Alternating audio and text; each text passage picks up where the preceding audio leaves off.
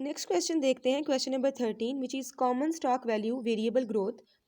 एक होटल है जिसका नाम है होम प्लेस, जो कि अपने लिए एक्सपेंशन प्रोग्राम स्टार्ट कर रहा है। एक ऐसा प्रोजेक्ट जो कि आने वाले सालों में इसको काफ़ी ज़्यादा बेनिफिट देगा, लेकिन रिसेंटली उसको ज़्यादा उससे बेनिफिट कोई नहीं होगा, उसकी अर्निंग में कोई डिफरेंस नहीं आएगा। ठीक है, ये सारा सिनेरियो उसने डिस्कस कर दिया। नेक्स्ट कहता है कि last year the company paid a dividend of $3.40। जो उसने आपको डी नॉट गिवन किया है वो कितना है, $3.40। नेक्स्ट वो कहता है it aspects zero growth in the next year. अगले वाले साल में, मतलब जब आप ईयर 1 में पहुंचोगे तो आपकी जो ग्रोथ होगी वो कितनी होगी, ज़ीरो होगी। There will be no growth rate. उसके बाद है इन ईयर्स 2 एंड 3 आपका ग्रोथ रेट 5% होगा। मतलब 2 to 3 ईयर्स अगर हम देखें तो ग्रोथ कितनी हो रही है आपकी, 5% हो रही है। उसके बाद कहता है कि ईयर 4 में आपकी ग्रोथ होगी 15%। नेक्स्ट कहता है कि जब आप ईयर 5 में पहुंचोगे और उससे ऑनवर्ड आपकी जो ग्रोथ है वो 10% होगी और उसके बाद वो कांस्टेंट हो जाएगी। ठीक है, मींस जब आप ईयर 5 तक पहुंचते हो तब आप कांस्टेंट ग्रोथ का फॉर्मूला यूज करोगे। यहाँ पर हम जो पहले देखते आ चुके हैं वेरिएबल ग्रोथ मॉडल में, एक आपको ग्रोथ रेट 1 गिवन होता है, एक आपका ग्रोथ रेट 2 होता है। तो जो ग्रोथ रेट 1 है वो डिफरेंट है, लेकिन जो G2 है वो कितना है आपके पास, 10%। ठीक है, इस न्यूमेरिकल की जो डिविडेंड्स हमने कैलकुलेट करने हैं उसमें माइनर सा डिफरेंस है, बाकी सारा न्यूमेरिकल सेम होगा। फर्स्ट चैप्टर से स्टार्ट करते हैं कि फाइंडिंग डिविडेंड्स। हमने अगले वाले आने वाले सालों के डिविडेंड्स कैलकुलेट करने हैं। चूंकि आपका इनिशियल ग्रोथ पीरियड कितना है, 4 ईयर्स। जब आप 5वें साल में पहुंचते हैं तो फिर आप कांस्टेंट ग्रोथ में चले जाते हैं। तो मैंने आपको बताया था कि step number 1 and step number 2 में हम जो है इनिशियल ग्रोथ पीरियड की बात करेंगे। हमने यहाँ पर जो डी कैलकुलेट करने हैं, यहाँ पर मैं आपके सामने लिख देती हूँ। टी जैसे मैंने लास्ट टाइम आपको बताया था कि टी में आपके पास T1 है, T2 है, T3 है एंड T4 है। ये आपकी इनिशियल ग्रोथ पीरियड है। उसमें जो आपने डी पे करना है, हमने यहाँ पर 1 बाय 1 जो है सबके डिविडेंड्स की कैलकुलेशन करनी है, डी ही कैलकुलेट करना है। सिंपल हम क्या करेंगे, मैंने आपको जैसे बताया था कि आप करते हो एक फैक्टर से मल्टीप्लाई जो कि आपका ग्रोथ रेट का फैक्टर होता है। जैसे कि हम जो है ऑर्डिनरी एन्युटी की बजाय एन्युटी ड्यू में करते हैं, यहाँ पर भी आप वही करोगे। सिंपल हमने मल्टीप्लाई करना है आपके डिविडेंड्स को। पहले अगर मैं यहाँ पे डिविडेंड्स लिख लूँ तो फर्स्ट ईयर का जो इनिशियल डिविडेंड है डी नॉट आपको जो गिवन है वो कितना है, 3.40। हमने डिविडेंड्स को मल्टीप्लाई कर देना है 1 प्लस ग्रोथ रेट के साथ। ठीक है, अब जो आपका फर्स्ट ईयर का डिविडेंड होगा वो कैसे आएगा, डी नॉट को यूज करके। डी नॉट आपके पास है 3.40 मल्टीप्लाइड बाय 1 प्लस ग्रोथ कितनी है फर्स्ट ईयर में, उसने बताया था कि पहले साल में ग्रोथ 0 होगी। ठीक है, तो आपका ग्रोथ रेट 0% होगा। आप इसको 1 से मल्टीप्लाई करोगे, आपका आंसर 3.4 ही आएगा। जब हम दूसरे साल में पहुंचेंगे तो गर्ल्स अब इसका जो आंसर होगा, तो आप देख सकते हो मैं जब नेक्स्ट ईयर में पहुंचूंगी तो मैं प्रीवियस ईयर के डिविडेंड को यूज़ करूंगी। और उस टाइम पे फिर जो टी होगा आपका वो एक एक ही रहेगा। ठीक है, जब आप प्रीवियस ईयर के डिविडेंड को यूज़ करोगे तो आपने फिर एक ईयर ही यूज़ करना है ना। जैसे कि मैं अब नेक्स्ट ईयर में पहुंच रही हूँ तो मैं प्रीवियस ईयर का डिविडेंड यूज़ करूंगी 3.4। ठीक है, इसको मल्टीप्लाई कर दूंगी अपनी ग्रोथ रेट के साथ। चूंकि for year 2 and 3 the growth rate will be 5%, तो आप इसको मल्टीप्लाई कर दोगे 1.05 के साथ। मतलब आप लिखोगे 1 प्लस 0.05 रेज टू पावर 1, क्योंकि मैंने प्रीवियस ईयर का डिविडेंड यूज़ किया है। ठीक है, एक साल की जो है इसकी कंपाउंडिंग होगी, आपका आंसर आ जाएगा 3.57। ठीक है, अब जो इसका आंसर आया होगा मैं तीसरे साल में उसको लिखूंगी 3.57 मल्टीप्लाइड बाय 1.05। चूंकि मैं जो है वो प्रीवियस ईयर की अमाउंट यूज़ कर रही हूँ इसलिए मैं कंपाउंडिंग भी एक साल के लिए ही करूँगी। जब आप इसको मल्टीप्लाई करोगे तो इसका आंसर आ जाएगा 3.7485। ठीक है, जब आप फोर्थ ईयर पे पहुँचते हो आपका जो होगा पिछले साल का डिविडेंड वो कितना होगा, 3.7485, जो आपका पूरा आंसर आया होगा। उसको मल्टीप्लाई कर दोगे, यहाँ पर भी आपका ग्रोथ रेट चेंज हुआ है, वो 15% था तो मैंने 1.15 मतलब 1 प्लस 0.15 को आप जब ऐड करोगे और आपकी जो कंपाउंडिंग होगी वो एक साल के लिए होगी, तो आपका जो आंसर है वो आ जाएगा 4.3108। ये मैंने आपके सामने जो है डिविडेंड्स कैलकुलेट किए हैं। अगर मैं इसको क्लियरली भी दिखाऊँ आपको तो गर्ल्स आप यहाँ पर देख सकते हो कि जो स्टेप नंबर 1 है कि हम अगले सालों के डिविडेंड्स की अमाउंट को कैलकुलेट करते हैं। D1 के लिए मैंने डी नॉट को यूज़ किया था, उसका फैक्टर 1 प्लस जी जो कि 0% था उसके साथ मल्टीप्लाई किया, तो पहले साल का डिविडेंड मेरे पास आ गया 3.40। जब मैं नेक्स्ट ईयर में पहुंचूंगी तो मैं प्रीवियस ईयर के डिविडेंड को यूज़ करूंगी। ठीक है, इसलिए मैंने इसको जो है 1 साल की कंपाउंडिंग की। इसमें भी मैंने प्रीवियस ईयर का डिविडेंड यूज़ किया तो 1 साल की कंपाउंडिंग की। इस तरह से आप जो है ईयर 4 तक कैलकुलेट करोगे, ठीक है? ये 5 तक आपने कैलकुलेट नहीं करना, आपने ईयर 4 तक कैलकुलेट करना है क्योंकि आपका जो इनिशियल ग्रोथ पीरियड है वो कितना है? 4 ईयर्स। तो हमने जैसे मैंने आपको पहले बताया था ये सारे आपके पास अमाउंट्स आ गई हैं। अब हम स्टेप नंबर 2 की तरफ चलते हैं। हमने कैलकुलेट करनी है सबकी प्रेजेंट वैल्यू। यहाँ पर मैं आपका स्टेप नंबर 2 परफॉर्म कर रही हूँ नीचे। जब हम क्या करते हैं सारे डिविडेंड्स की प्रेजेंट वैल्यू कैलकुलेट कर लेते हैं for the initial growth period. जो आपका फर्स्ट डिविडेंड था 3.40, आपने जो है उसको डिस्काउंटिंग किस रेट पर करनी है क्योंकि आपकी न्यूमेरिकल में बताया है कि आपका रिक्वायर्ड रिटर्न 14% है। आपने जैसे प्रेजेंट वैल्यू का फॉर्मूला यूज़ करते हो और जो है वो डिस्काउंटिंग कर लेते हो। मैंने आपको बताया था कि आपका जो डिविडेंड होगा उसको आप डिवाइड कर दोगे 1+RS raise to power T के साथ, ठीक है? अब यहाँ पर आप पहले साल की जो डिस्काउंटिंग करोगे वो 1 साल के लिए करोगे। फिर यहाँ पर मैंने ऊपर फैक्टर मेंशन किया हुआ है, ये 2 साल है, ये 3 साल के लिए है और ये 4 ईयर्स के लिए है, ठीक है? आपने इन सब की क्या कैलकुलेट कर ली है? Present value. इतना काम हो गया, स्टेप नंबर 2 तक हमने देख लिया। इसका स्टेप नंबर 1 इसलिए डिफरेंट था क्योंकि उसने जो growth first initial growth period जो था उसके लिए डिफरेंट ग्रोथ रेट्स दिए हुए थे, इसलिए हमने इसको डिफरेंट जो है सॉल्व किया है। बाकी आपका स्टेप नंबर 2 सेम वैसे ही होगा, आप वैसे ही प्रेजेंट वैल्यू को कैलकुलेट करोगे। गर्ल्स नेक्स्ट आपको पता है कि हमने इन सब प्रेजेंट वैल्यूज़ को ऐड कर देना होता है। सबको ऐड करने के बाद जो आपके पास अमाउंट आएगी वो है $10.81। ये अमाउंट बन जाएगी आपकी 119 है, मैं सिर्फ इतनी लिख रही हूँ 10.81। ये हमारे 2 स्टेप्स हो चुके हैं। इसमें हमने अभी तक क्या किया है? स्टेप नंबर 1 में हमने नेक्स्ट ईयर्स के डिविडेंड कैलकुलेट किए थे। स्टेप नंबर 2 में हमने उन डिविडेंड्स की ज़ीरो टाइम पे हमने क्या की है? वैल्यू को कैलकुलेट कर लिया है, ठीक है? ये टाइमलाइन मैं आपके सामने फिर से बना देती हूँ। इस क्वेश्चन में भी ऐसा ही है, आपने टाइम 0 पर सबकी वैल्यू कैलकुलेट करनी है। ईयर 1 2 है, उसके बाद आपके पास 3 आ जाता है, 4 है, 5 है और उसके बाद आपकी आ जाती है इन्फिनिटी। आपने तब तक जो है वैल्यू कैलकुलेट करनी है। अभी तक हमने जितने भी डिविडेंड्स देखे हैं वो 4 सालों तक के थे। हमने उन 4 सालों के डिविडेंड्स की आज के दिन में क्या कैलकुलेट कर ली है? प्रेजेंट वैल्यू, जो कि कितनी आई है? 10.81। अब हमने क्या करना है? From the year 5 to onward, जो हमारा फर्स्ट इनिशियल ग्रोथ पीरियड के बाद वाला टाइम पीरियड है, उनकी प्रेजेंट वैल्यू को कैलकुलेट करना है। मतलब हम स्टेप नंबर 3 स्टार्ट करेंगे अब अपना। स्टेप नंबर 3 में सबसे पहले तो आपने क्या करना होता है? DN+1 की वैल्यू को कैलकुलेट करना होता है। अब यहाँ पे DN क्या है? 5।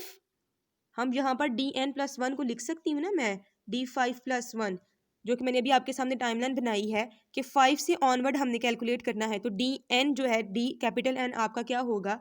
5 होगा, +1 हम इसको ऐसे ही लिख देंगे। इसको हम सिर्फ रिप्रेजेंट करने के लिए लिखते हैं कि from the year 5 to infinity through the time period, जब तक आपका जो है कंपनी मिच्योर नहीं होती या कंपनी जो है वो लिक्विडेट नहीं होती, तब तक के लिए जो डिविडेंड है हम उनकी भी आज के दिन में टाइम 0 में प्रेजेंट वैल्यू को कैलकुलेट करना चाहते हैं। तो सबसे पहले हम D5+1 का डिविडेंड कैलकुलेट करेंगे जो कि हमें गिवन नहीं है। आपको मैंने बताया था कि आप इसको कैसे कैलकुलेट करते हो। जो आपका प्रीवियस ईयर का डिविडेंड मतलब चौथे साल का D4 होगा आपका, जो कि आपके पास है 4.3108, उसको मल्टीप्लाई करोगे आपके ग्रोथ रेट 2 के साथ। G2 हमारा कितना था? 10%। तो मैं यहाँ पर लिख देती हूँ 1.1 1 ये, ठीक है, रेज टू पावर 1, क्योंकि 10% है। 10 को जब 100 से डिवाइड करेंगे तो 0.1 बन जाएगा।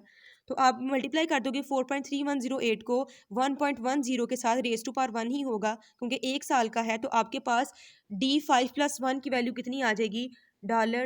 $4.7488, ठीक है, पूरी लिख देती हूँ मैं आपके सामने। ये आपका जो है आफ्टर इनिशियल ग्रोथ पीरियड आपका डिविडेंड आ जाता है। नेक्स्ट हमने सेकंड वाला फॉर्मूला यूज़ करना है जो कि हम स्टेप नंबर 3 में यूज़ करते हैं कांस्टेंट ग्रोथ का। हमने इस डिविडेंड को जो है अगले जितने भी सालों हैं उन तब के लिए आज के दिन में क्या कैलकुलेट कर लेनी है? इसकी कॉमन वैल्यू, ठीक है, P0। यहाँ पर P0 तो नहीं हम कैलकुलेट करते, PN कैलकुलेट कर रहे होते हैं। आपको पता है ना, स्टेप नंबर 3 में जो आप कांस्टेंट ग्रोथ का फॉर्मूला यूज़ करते हो वो PN को कैलकुलेट करने के लिए यूज़ करते हो। P1N will be equal to constant growth का फॉर्मूला जो कि होता है DN+1 divided by RS minus G2। DN+1 हमने कैलकुलेट कर लिया है जो कि है 4.74188।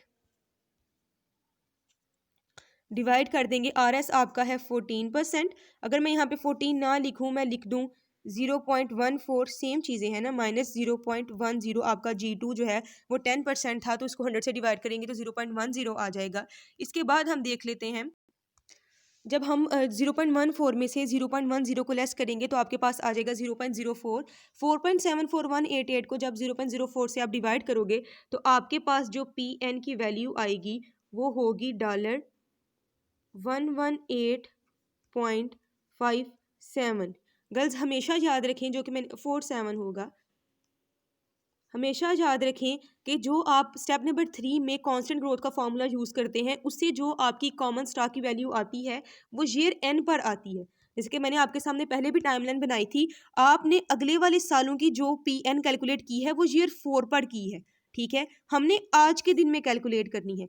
इन सब की तो पहले 4 सालों की तो हम ऑलरेडी कैलकुलेट कर चुके हैं ना टाइम जीरो पे। अब हम नेक्स्ट वाले ईयर्स की भी आज के दिन में आप कैलकुलेट करेंगे। अभी तक जितना हमने काम किया है, पी एन जो कैलकुलेट किया है वो ईयर 4 पे था। अब हम इनको दोबारा से डिस्काउंटिंग करेंगे, और डिस्काउंटिंग का आपको पता है प्रेजेंट वैल्यू का फॉर्मूला यूज़ करते हो आप। हम सिंपल क्या कर देते हैं, पी एन को डिवाइड कर देते हैं अपने जो है रिक्वायर्ड रिटर्न के साथ। अब रेस टू पावर टी हम कितना टाइम पीरियड यूज़ करेंगे, हमने प्रीवियस न्यूमेरिकल में देखा था और मैंने आपको बताया था, हम इसको टाइमलाइन से ही देखते हैं। चूंकि हमने जो अब वैल्यू कैलकुलेट की है पी एन वो ईयर 4 के एंड पे है। अब हमने जो डिस्काउंटिंग करनी है वो कितने सालों की होगी, 4 to 3 1, 3 to 2 2, 2 to 1 3 and 1 to 0 4। मतलब आपकी जो डिस्काउंटिंग होगी वो कितने ईयर्स के लिए होगी, 4 ईयर्स के लिए। पी एन यहाँ पर जो आपके पास गिवन है मैं वो लिख देती हूँ। पी एन है हमारे पास जो हमने अभी कैलकुलेट किया 118.547, और आर एस जो आपको गिवन है आपके न्यूमेरिकल में वो कितना है 14%। तो यहाँ पर उसे मेंशन कर देते हैं 0.14, ठीक है।